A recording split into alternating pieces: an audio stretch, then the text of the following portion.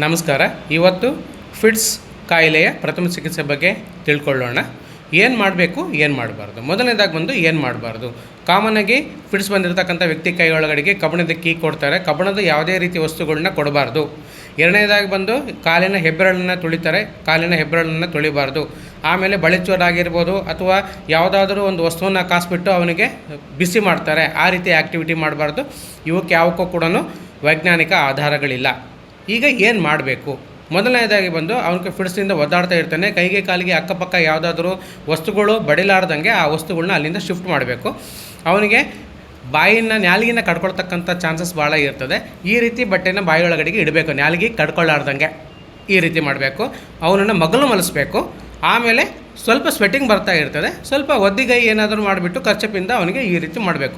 ಇಷ್ಟು ಬಿಟ್ಟು ಬೇರೆದೇನು ಮಾಡಬಾರ್ದು. ಒಂದು 2 ನಿಮಿಷ ಇಲ್ಲ 5 ನಿಮಿಷಕ್ಕೆಲ್ಲ ಕಡಿಮೆ ಆಗಿದ ತಕ್ಷಣ ಅವನನ್ನು ವೈದ್ಯರ ಬಳಿಗೆ ಕರ್ಕೊಂಡೋಗಿ ತೋರಿಸ್ಬೇಕು. ಧನ್ಯವಾದಗಳು.